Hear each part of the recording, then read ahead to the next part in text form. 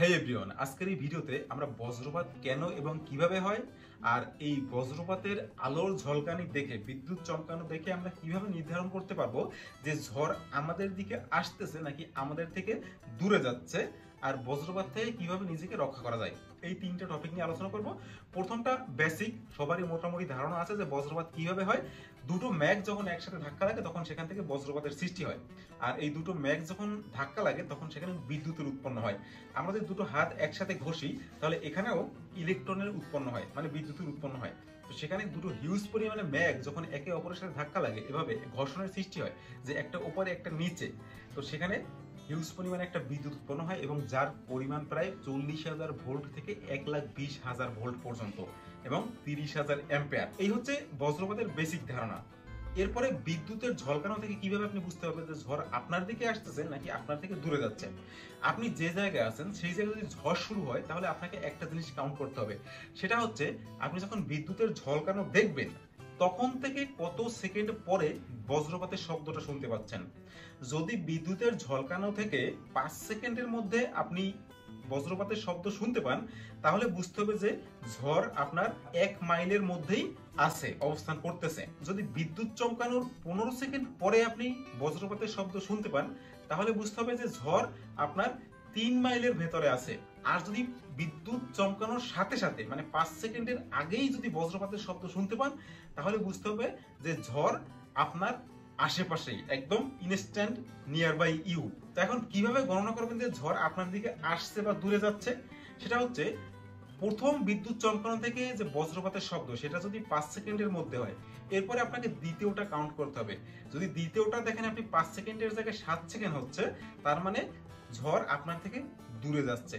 আর ঠিক এর উল্টো, যদি প্রথমটা আপনার 30 সেকেন্ড হয় আর পরেরটা যদি 20 সেকেন্ডে আসে, তার পরেরটা যদি 10 সেকেন্ডে আসে, তাহলে বুঝতে হবে যে ঝড় আপনার দিকে আসতেছে।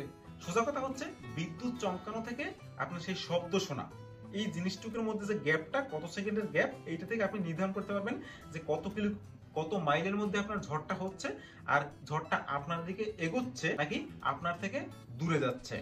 সময় যদি কম হয় তাহলে আপনার দিকে এগোচ্ছে, আর যদি সময় আস্তে আস্তে বাড়তে থাকে তাহলে বুঝতে হবে যে আপনার থেকে দূরে যাচ্ছে। এরপর আসি তৃতীয় নাম্বারটা, যে কিভাবে বজ্রপাত থেকে নিজেকে রক্ষা করবেন। তো প্রথমে কোন কোন জায়গায় আপনি থাকবেন না। যদি আপনি বাইরে থাকেন তাহলে গাছের নিচে থাকবেন না, গাছের নিচে দাঁড়াবেন না, খোলা জমিতে দাঁড়াবেন না, এবং যেখানে পানির কানেকশন আছে, যদি কোনো সরোবর বা কোনো পুকুর থাকে যেটা পানির সাথে আপনি নিজের কানেক্টেড, এই অবস্থা থেকে সবসময় দূরে থাকবেন। আর ছাতা যদি থাকে আপনার কাছে, যেখানে প্রচুর বজ্রপাত হচ্ছে, তাহলে ছাতাটা হাতে রাখবেন না বা মাথায় দিবেন না। এখন এই চারটা জিনিস কেন করবেন না সেটাও বলতেছি। প্রথমে গাছের নিচে থাকবেন না। কেন গাছের নিচে থাকবেন না? কারণ আমি আগেই বলছি, যদি দুটো জিনিস একসাথে ঘর্ষণ হয় সেখানে ইলেকট্রনের উৎপন্ন হয়।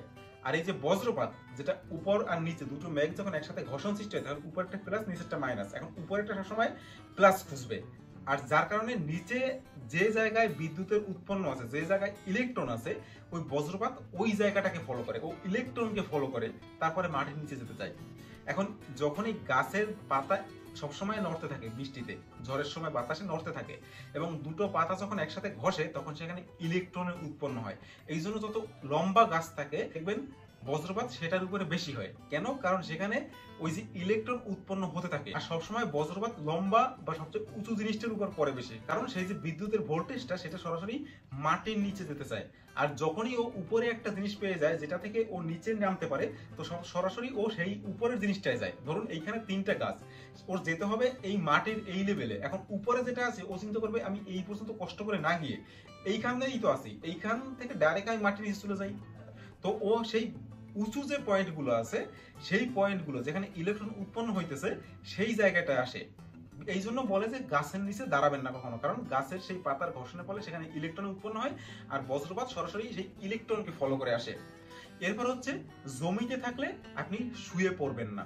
যদি খোলা জমিতে থাকেন যেখানে ঘাস আছে সেখানে শুয়ে পড়বেন না, কারণ ঘাসের ক্ষেত্রে ওই একই সিস্টেম, যখন ঘাস বাতাসের সাথে নড়ে তখন সেখানেও ইলেকট্রনের উৎপন্ন হয়। এই জন্য খোলা জমিতে যদি থাকেন তাহলে আপনি সবসময় নিচু হয়ে বসবেন, শুয়ে পড়বেন না, কারণ খোলা জমিতে সেই ইলেকট্রন ফলো করে বজ্রপাত আসবে, কিন্তু যদি আপনি সেই খোলা জমিতে সবচেয়ে উঁচু পয়েন্ট হয়ে থাকেন, আপনি নিজের সেই খোলা পায়ে সেখানে দাঁড়িয়ে থাকেন, তাহলে আপনার মাধ্যম থেকে বজ্রপাতটা চাইবে মাটির নিচে যেতে।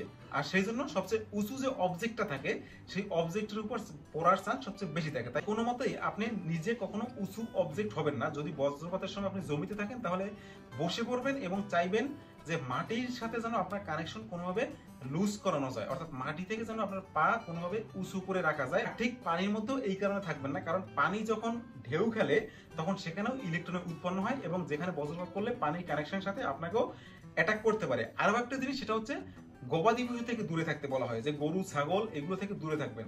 কেন? কারণ এগুলোর পেটে, গরু একটা সময় অনেকখানি পানি পান করতে পারে, যেটা একটা গরুর পেটের মধ্যে পানি থাকে অনেকটা। এই জন্য দেখবেন গরু ছাগলের উপর সবসময় বাজ বেশি করে। আর কোন কোন জায়গায় থাকলে আপনি সেফ থাকবেন?